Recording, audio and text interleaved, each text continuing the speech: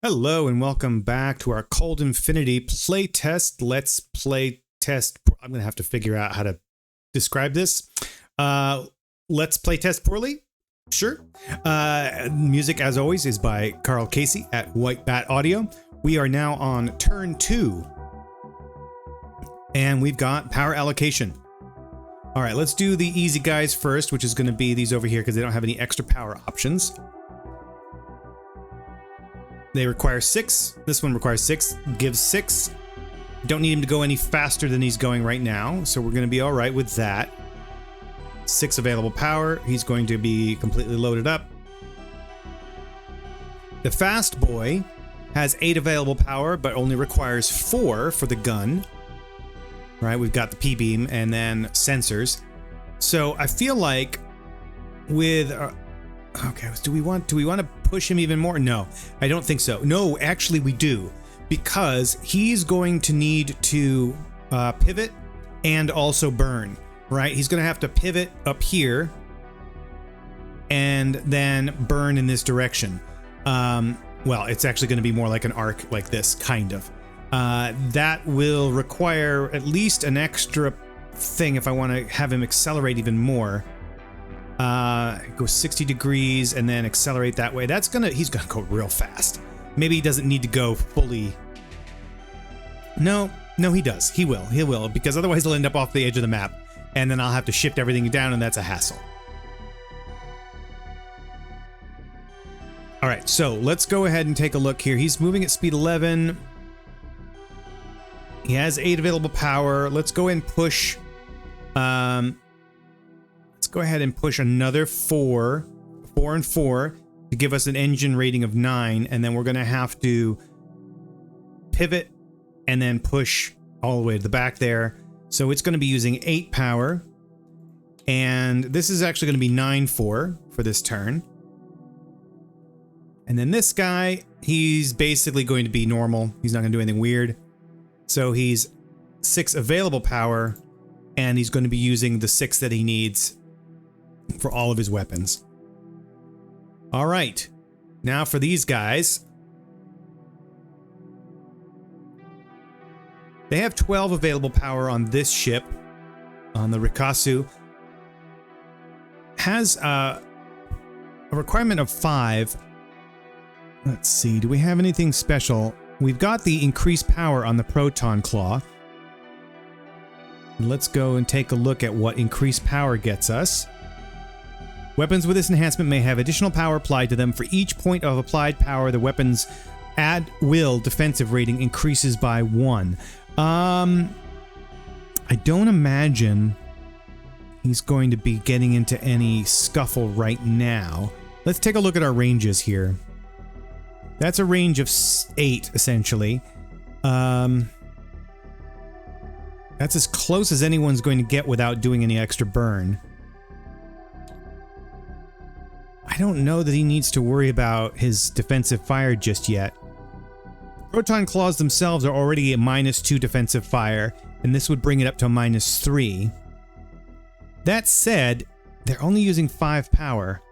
So, you know what? That's what we'll do. We'll go ahead and say each of the Proton Claws are going to boost, well, let's just boost 1 point. So this brings up to 7. And then that makes these guys -3s on their defensive fire. And we'll have to decide whether or not we're going to just going to have them set to defensive fire or not.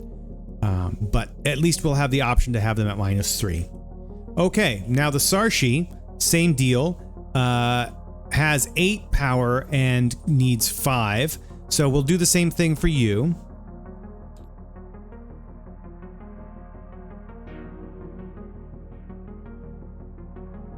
Oh yeah, and this was 3, 4, and he didn't actually burn anything there, so okay. Well, power use is going to be 7 actually, yeah. And we're going to get -3s on these. So, do I want to mark that? Maybe I do want to mark that for right now. Oh, but I gotta lock these guys, yeah.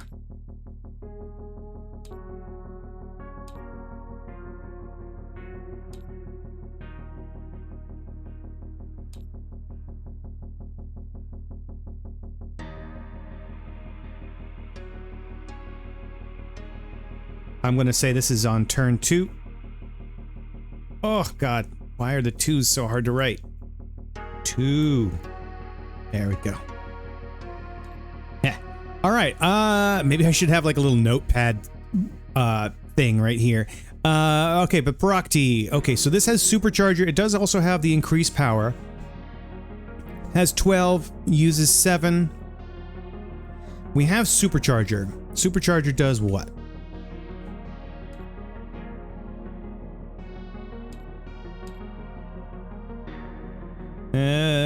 Supercharger is not one of these. It's one of these up here.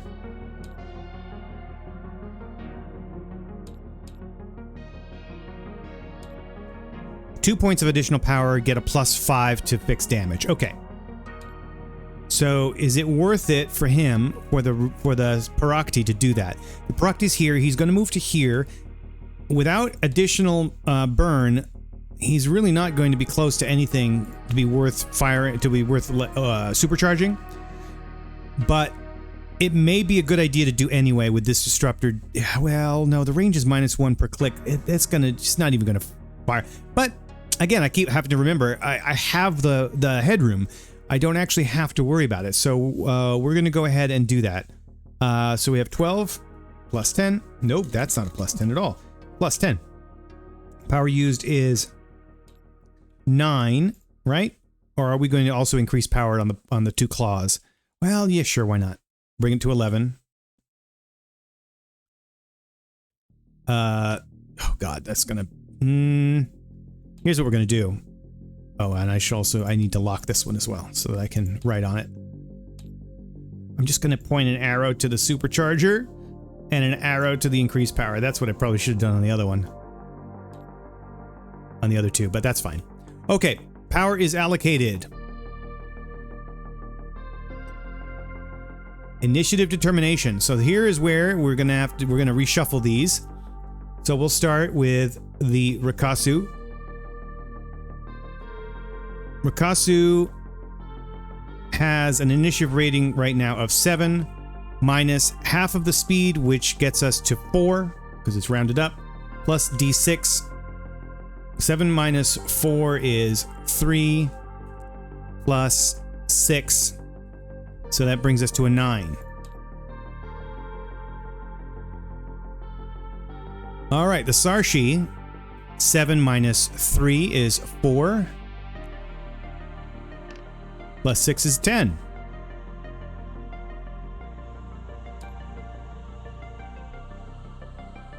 And then 9 minus 3 is 6.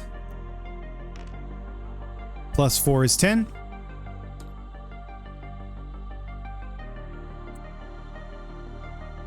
Now we come over here. 6 minus 4 is 2, plus 4 is 6. Ooh, this guy's going fast. Or well, he has a very low initiative, which means he will move later in the turn, which is always better. Okay, so 7 minus, and this is going to be 6. 7 minus 6 is 1. Plus 4 is 5. Well, that's surprising.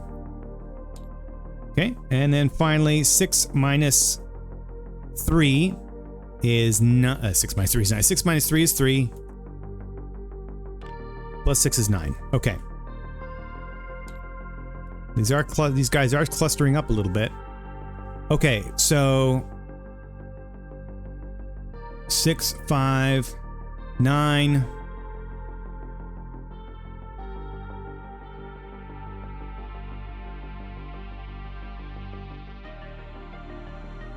That's the 6. And who's next? Titaravi is 5. Okay. And you're 9.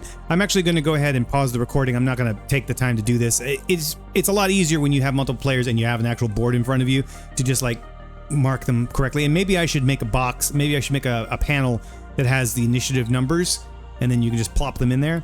But yeah, I will come back right after I have taken care of the initiative list. All right, so some of these were doubled up. These were 10s and these were 9s, and you basically just then use a secondary check on the mass. The higher masses go farther to the left, meaning they go first. So here we are.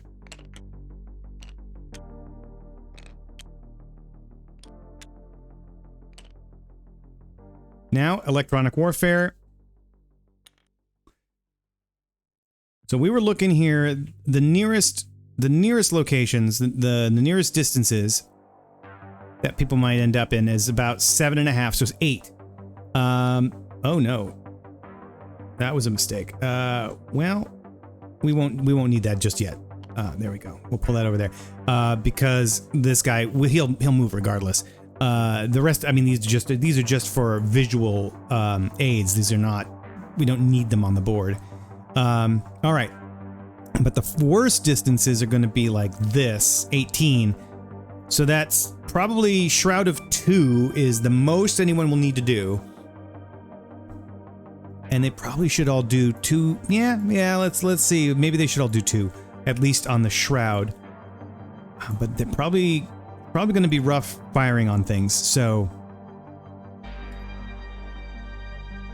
we'll do 220 on that, and it leaves him with 4. So let's see. Does he's got good ranges on the IX, but he doesn't have any good ranges on the point defense. That's fine. Do we want countermeasures? We need 4. So let's do 3 and 1 like that. The fast boy is going to be fast, so I think for that we'll definitely still go 2 and 20. Probably will be firing, so we'll go 3 and 1. And then finally, the Omradi. The Omradi is 6 and 4, 2 and 20. All right, let's all be on the same page. All of you guys be on the same page there. All right, now the Rikasu is 4-8. You're going to go 2 and 20, which doesn't give you a lot here. And you don't really have range. Your gun is absolute crap. So, you know what? Actually, here's what we're going to do. We're going to go 0 and 0. No Shroud, but we are going to go full countermeasures. Now this guy has a better weapon. 2 protein knives. Proton knives.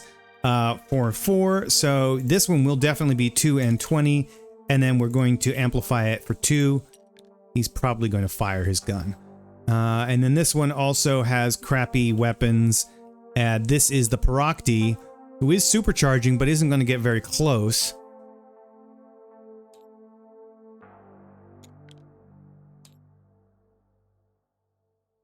Let's go full countermeasures on that. Yeah. Because these guys technically are the defenders, right? These guys were minding their own business coming this way. These are the ones that were attacking, so these guys are going to turtle up a little bit. No weapon launch, and now we get to movement. So first up is the Parakti. So this guy. And he is over here. He's moving at speed 5. Do we want him to accelerate? No, I don't think so. Well, his weapons are in the middle. This one's the best. This is the worst. So the Sarshi is going to have to doesn't have to get in front, right? But the Rikasu is going to have to burn. So this guy's going to stay still. Not stay still, but he's not going to accelerate. He's going to continue going 5, I think.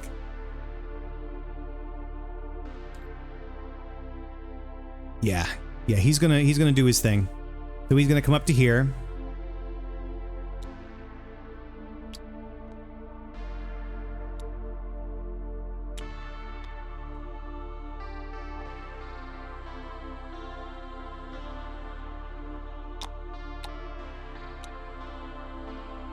And on next turn he will be over there.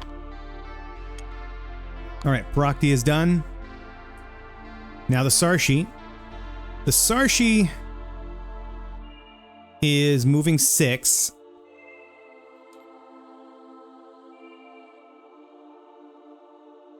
The Sarshi has the best weapons, best range, so again, doesn't need to move that fast. Oh, but I do... Alright, so this guy is going to be close. Well, okay. Yeah, we're actually going to move him. We're going to move him faster. I'm changing my mind about a lot of things here. So that's where he's gonna go to, but I'm actually going to... No, I'm going to put him back. Oh no. Well, that's fine. I'm actually going to have him move. He's going to accelerate by another 2. His thrust cost is 2, so by pushing 2 points through the aft thruster, that will increase his speed by 2. So he was going to actually move up to a speed of 8.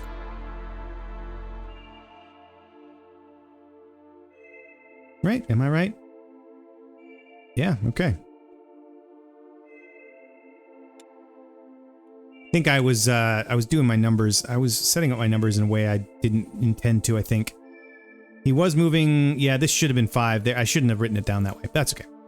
As long as you know what you're looking at, it doesn't really matter. Wait, what speed am I? It helps to know what you wrote down. 8, okay. Oh, you know, I gotta put myself into top-down camera. Okay. 8. And then next turn it'll be another 8. And now the Te'emradi, which is this guy here.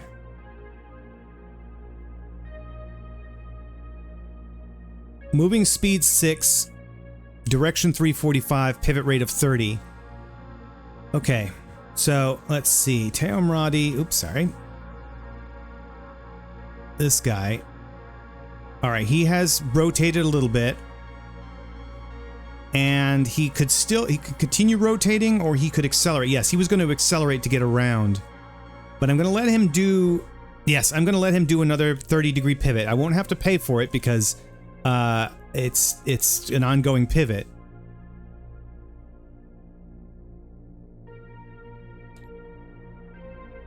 But I am going to have him accelerate another 3 from the back. So he will go... He continued to pivot, so he was going to end up over here.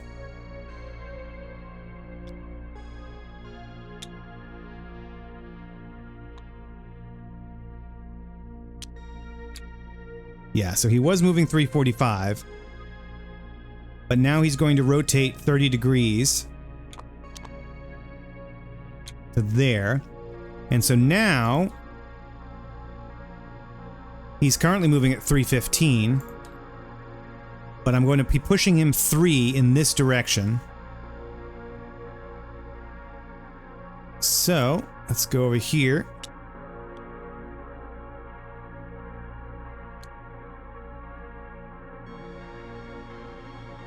So that's 3. That was where he was going to go, and now he's actually moving in this direction more. All right, so let's go ahead and get our arc distance and so forth. That's a 9, and he's going to be at what angle? The angle is 330 degrees at speed 9. Nope. Let me write it here. Pivot still is 30 going clockwise. Okay.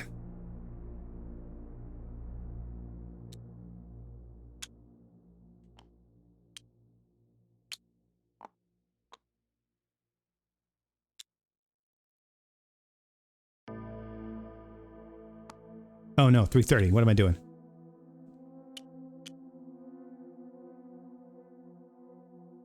Aha! Okay, yeah, he is definitely coming in behind. That's good. I'm going to probably want him to pivot back before he gets too far away. I'm going to have him probably do a full 180 or something and burn hard in the opposite direction.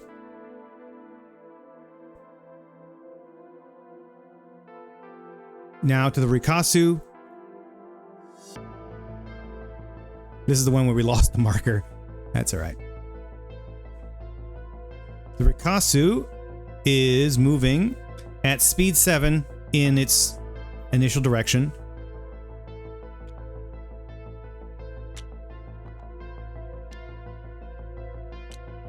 Oh, I don't need that just yet. Speeds, oh, nope. Just to make it easier to see the line. Gonna have him continue along at speed 7.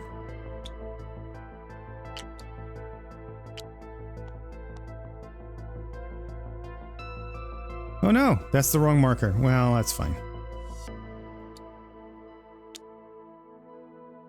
You know what, honestly, I probably will want to change these markers, like recolor these markers to fit the specific unit. That's all right. I'm gonna pull that away. Again, these are just visual markers to make things easier. They are not necessary. They don't need to be on the board. It can help sometimes visually, but it's not necessary. Especially if you have multiple players, it's easier for multiple players to keep track of their own ships and stuff. But we can see here there's going to be a jumble. But maybe before next time or something, I will color these vector markers by the group color. Or, you know what I might even do? I might even just duplicate these counters here and just make them smaller, just to make that more straightforward. Anyway, that'll be probably for next time. All right, so the Kashiki.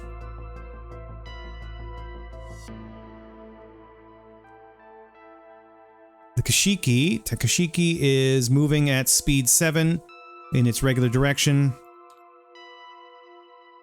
Do I want that to change? So that would be, looks like he's going up to there. Ah, okay, let's take a look.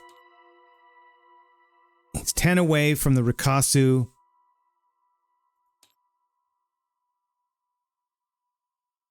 If I accelerate him some more, so for example, if I bring him out to here, that's a 9. If I bring him to here, that's still like an 8. He could get closer by just sliding past, or I could use this guy to intercept. So let's take a look at his weapons. Kashiki has, oh yeah, this guy can get into the scrum. He has the point defense gun. So yeah, let's do that. Let's go ahead and I'm gonna spin him 60 and push him down this way so that he can kind of, what am I range? What? Yeah, and he shoots at AB. Is it AB, BC? Yeah, so he can be out the front. 60 degrees is going to be like this. Yeah, I think that'll work. So we're going to have him pivot 60 degrees, which is going to cost us 1 because the pivot cost for 1 point of pivot is 60 degrees. So we're going to have him fire off his port thruster, and then maybe another 2 on the aft thruster. That's 3 out of 4. All right.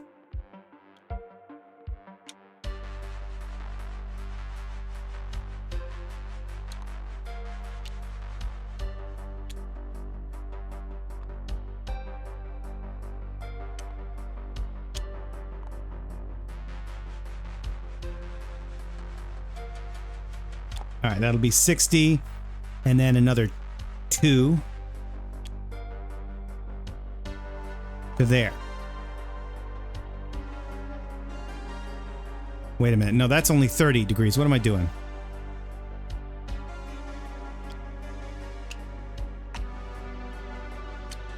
Right? Oh no, that is a full 60. right? Yeah, okay. Yeah, 60 degrees.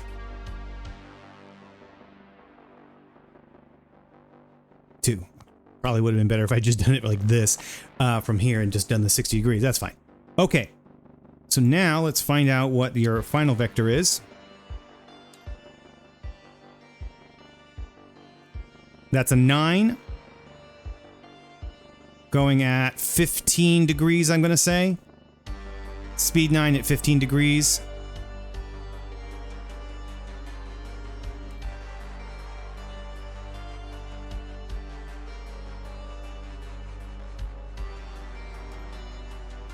Oh no, the Kashiki is already...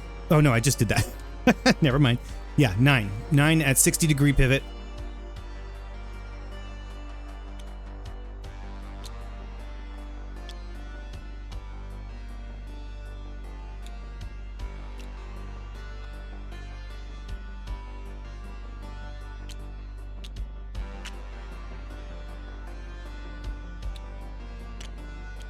There.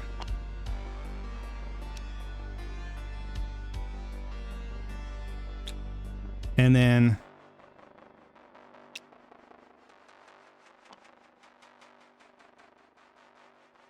now what did I say? It was 15 degrees. Oh no, it shouldn't have been that way. It should have been, it's here. Right, so it was 0. I need to track what that is. That's 315. Okay. Direction is 315.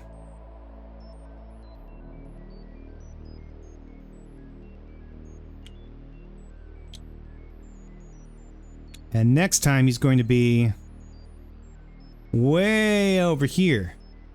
Unless I can slow him down. Right, I'm going to have to do a pivot and a burn, or to let him continue pivoting and burn to get him to turn around. All right. Yeah, I'm going to have to pull these off. Yeah, that's going to be a mess. Just having them all the same color is just not going to work. Okay, and then finally the Tetaravi,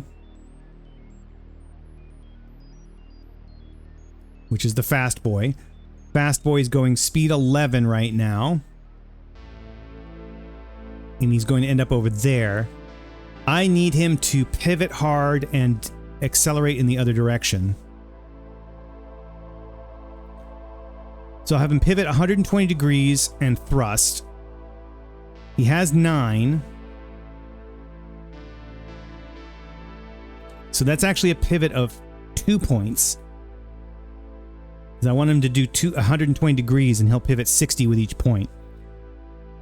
And since I only have that, I can only do 7 out the aft. So it'll slow him down a smidge, but it'll be fine. Okay, so he was going to end up over here.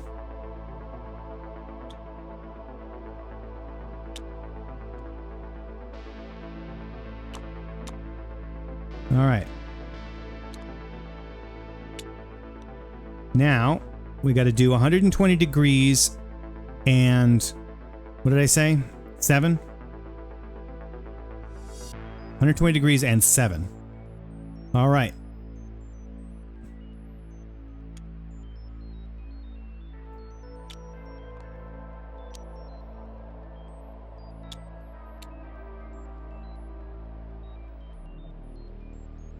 Oh no, did that wrong.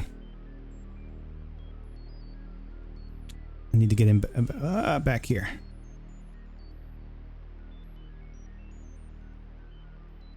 There. Because I have to keep track of what that distance is. Okay. 120 degrees. Ah, come on. And 7. There.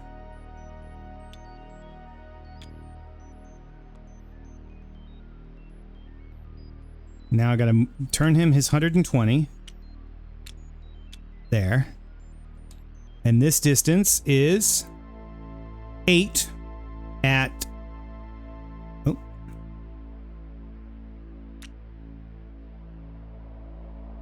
$295.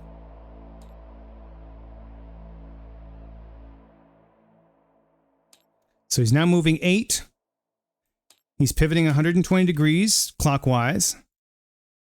And at a direction of 295 degrees off the nose. And then he pops up over here. There we go. I'm going to move that off. He's going to end up over that way at some point. And since they're all done now, I'm just going to pull these off.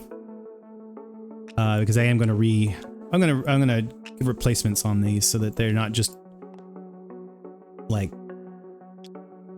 bits of rice sitting on the table. Okay, this is where we are after the moves. Oh boy, that is interesting.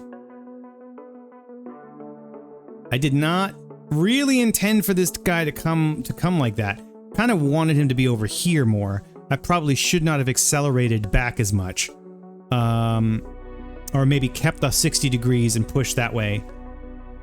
I don't know, it's interesting because he was going to be over here, but then with the turn and burn brought him over to here. Maybe a lighter arc would have been preferable because I kind of wanted this guy to end up in between or maybe like just on the outer edge, but now he's going to end up over here. Collisions aren't a thing in the game unless you do deliberate ramming, but still, it's interesting. Okay, now we do fire determination. So we'll just start with the greenies over here. He has no shroud, so he's not going to fire. But he is going to use his defenses.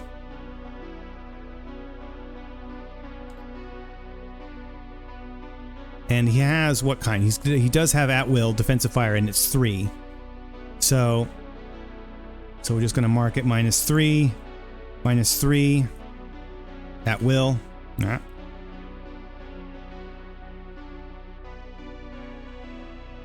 The Sarshi does have a gun with good range, 2 guns in fact, and we are amplified. So the Sarshi is here. He could go after this guy. There's a range of 8 at the Tetaravi.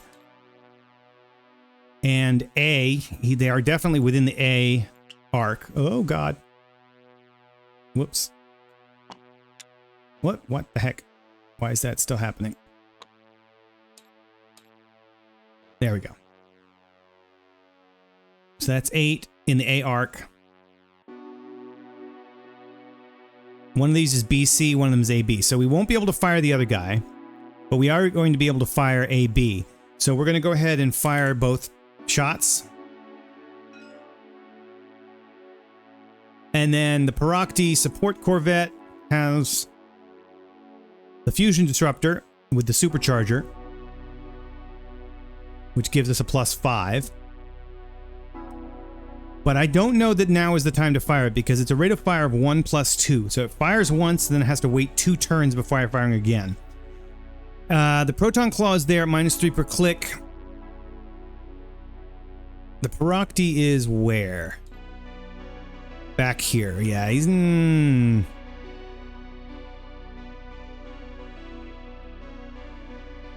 I don't think we want to shoot. Because the nearest one that we could fire at is here. That's going to be a range of 10. That's going to be a -10 to hit, and then we won't be able to fire again for a couple of turns. So yeah, these guys are just going to go defensive fire only. So the proton claws can do -2 at will. And we're going to do -3 locked here. Oh no, actually we're at -3 at will because we have the increased power turned on. Oh, and this is not locked. This is not at will. This is locked, which means that I can't change it after the fact.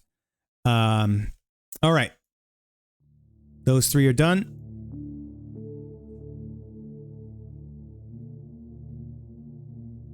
Takashiki. We've got 3 P-beams, A, B, B, C, and then the point defense. B and B, right? Straight ahead. B and B on the Rikasu at a range of 8. So both of those front weapons can fire. A, B, B, C. So both of the P-beam IXs can fire. And they're both going to fire twice. And the passive defense, the point defense gun with a range of -3 per hex per inch. Yeah, I mean, obviously the goal, the intent of that thing is really just to stay at the -5. That's really all it's for. It's there to just be defensive fire. Okay. Fast boy, you've got one P-beam with a 360-degree turret. So, all right, fast boy, that's you. Oh, can we just blast away at this Rikasu? I think we will.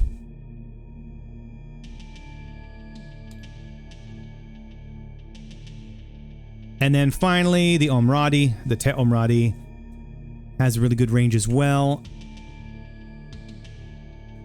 Yeah, I mean, Rikasu kind of left himself open. So that's what we're doing with that. A, B, B, C, and then a 360. So let's see what we got. Oh, nope.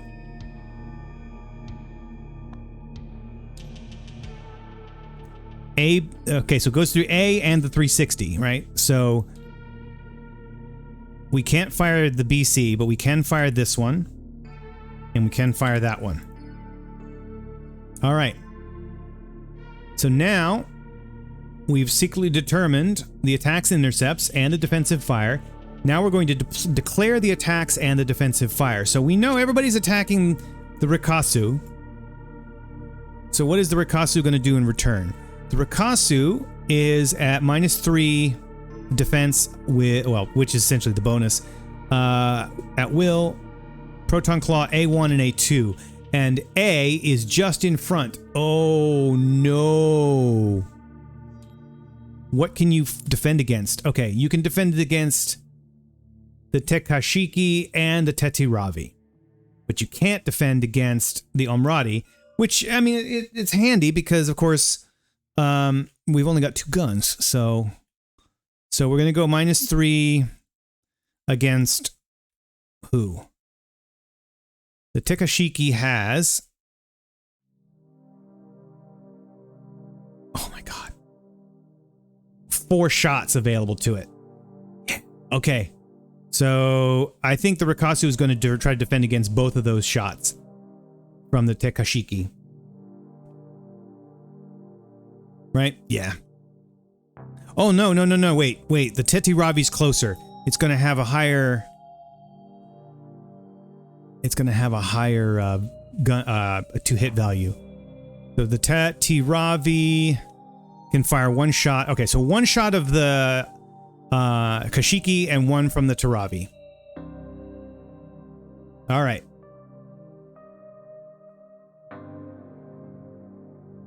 We're not switching any defensive fire.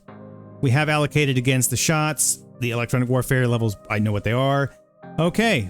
Now we are going to fire the gun. And I need just a moment. All right.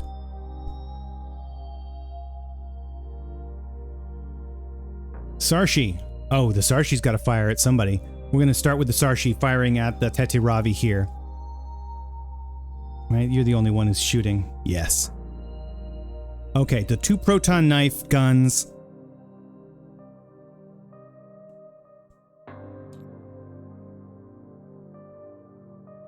Against the Tetiravi at a range of 8. And the Sarshi's range is -1 per 3, so that's going to be a -3 with all the rounding. Now let's look at our silhouettes. So the Tetiravi has a silhouette of 0 and 1, 1 on the port and starboard, but this is a nose-on shot. Pretty sure. No, wait, maybe it's not. No, it's a side shot. Right? Because I just know that naturally, but like, I mean, it's pretty obvious. But if I'm doing it this way with the silhouette wheel, That's port starboard. Right, that's port starboard. If it were in between here and here, well, no, actually this guy's long, so it would have to be between here and here to be a forward aft shot. Okay, so that means this has port starboard silhouette of 1 because it's more visible on that side.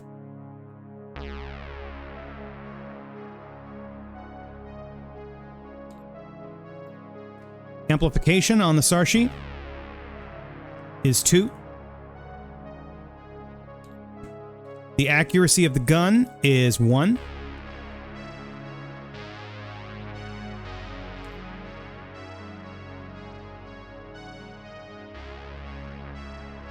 Is there any ECM from the Tetiravi? We have 1 countermeasure point.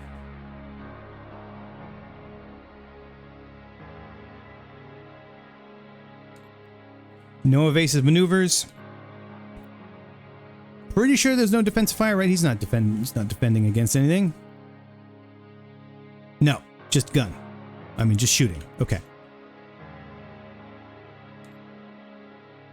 And nothing special, no shields. These guys have shields, but the other ones do not.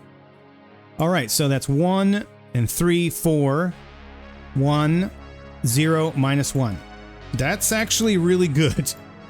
Okay, now we're going to take this 20-sided die and we're going to roll. Now, it used to be that I was doing this on 3d6, but now we're going to do with a d20, which should give us a better spread. Wow. Wow. Oh, man, you get none of the luck. Dang. Dang. All right. All right. You just whiffed it completely on that first shot. All right. Second shot. That's a 13 minus the 1 is 12. That is a half damage to the hull. Excellent. Okay, so that's going to be a hit. And the damage is 1d5. And so we're going to take half of that damage. So we're 1d5. All right, so the way this works is, sorry, 1d10. Some guns do 1d5. This one does 1d10, which is a full die. And then we divide it in half, rounded up. 4, it's going to be a 2 points of hull damage to the Tetiravi. The Tetiravi has 4 points of armor, so it just absorbs the armor and no damage. Notice these are small ships, so they don't have any sides. They don't have sections. They're just one big thing, so we don't have to worry about which direction the weapon is coming from, except when we're determining to hit. Okay. So both shots of you are done. You plinked, but did not get through. You're not shooting. You're not shooting. And now we've got the Tekashiki. The Tekashiki is... Oh, I'm going to do you last because I want to see what that turns out. Let's do you first because you're just doing one. You've got the 360-degree turret on the P-beam 1. All right, so Tetiravi, you're firing at the Rikasu. I'll just pull this out of the way. Oh, actually, no, we will probably want to check to see. Now, you're boxy. I know he's a box. The Rikasus are most of the Elahi ships are boxes. Yeah, so he's a box. He's got an FA silhouette of 1, port starboard of 0. So who are we shooting with first? The Tetiravi, fast boy. Okay. Oh, I gotta redo my music. Get my music going again. There we go. All right, so that is definitely box forward. So that's going to be a 1 amplification at a range of, technically it's 5. So that's, since it's -1 per 3, that's actually going to be a -2.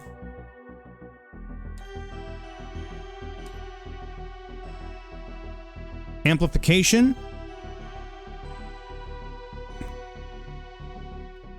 3 on that one. Accuracy is 2. Rikasu, you doing ECM here? 4 points of countermeasures, and A1 and A2 on the... We'll have defensive fire on those. And that will actually be okay because that is in front. Right, we can see here that's in the A. Yeah. Wait, which one are we doing first? Well, no, we're doing the Tetaravi. Never mind. That's this guy. But I think that's still in A. That's still in A, right? Yeah, still in A. So there, he's going to be able to defend. He's going to defend against that one. All right. So ECM. What? Come on, Kevin. What did I say? ECM was 4. Okay.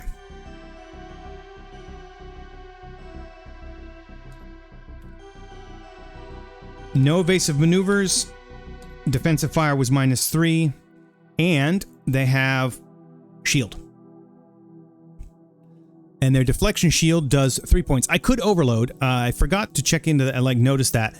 We can overload the shields on these ships, so we can actually push more power in to increase their deflection, which we may need to do later in the game. I don't know. We'll see. So that's 3. It's actually could be tough for them.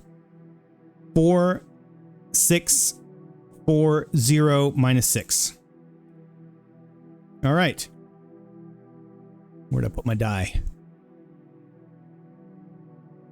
I should probably clone the die and just put one over here.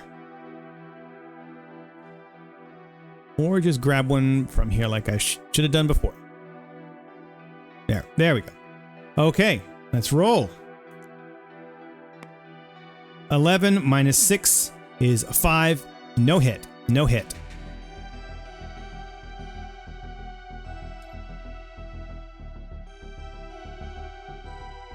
Okay, and now we got 4 shots from the P-beams here. I think I can do all 4, right? I think that's what I determined. Yes, the Kashiki is in the B arc for all of those.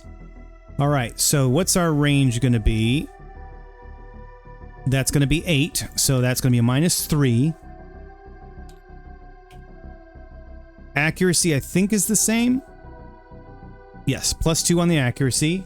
The silhouette's the same. What's our amplification on this? 3 on that one. ECM is going to be the same. Defensive fire, one of these shots will be the same. The other 3 will have no defensive fire because he's only got 1 gun able to do it. Yeah, the other one has already been used against the other shot, the other ship. So let's get our new numbers here. 4, that's 2, -1, -5, -11. All right. Well, I can tell you right now, at a -11, it's absolutely impossible to hit because the max roll we can do is 20, -11 is 9, which is below the hit level. So we're going to say, ta-da, nothing. Okay. No hit on the first one. That's 1 of 4. But the others do not have defensive fire against it. So that's actually now to -8. Wow. So I have to roll a 19 or a 20 on this in order to hit anything with those last 3 shots, right? 14.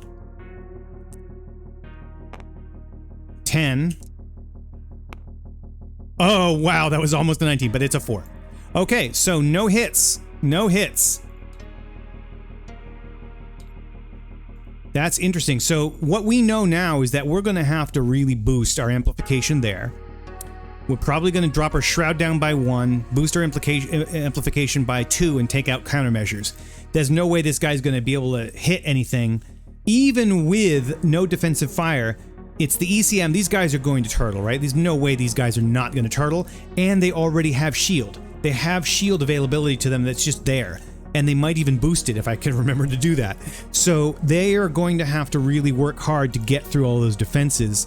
Whereas these guys won't have to worry about shields on these guys, and if these guys are actually attacking, they're not going to be super defensive. Their goal is to destroy these 3 ships. So these guys can probably anticipate that these won't have any countermeasures turned on, and so they might actually get some hits in. So this is an interesting set of probing maneuvers here. And that's it. Well, no damage throughout, so no damage effects. So when we come back, we're going to go once more through power allocation, go on through, and see how the rest of this plays out. We just finished turn 2. Turn 3 is up next. We'll probably end up going for a few more turns on this, and we'll see how it goes. And I'm going to definitely change these vector markers to be a little bit more identifiable per ship. Anyway, that's been fun. Thanks for watching. See you next time.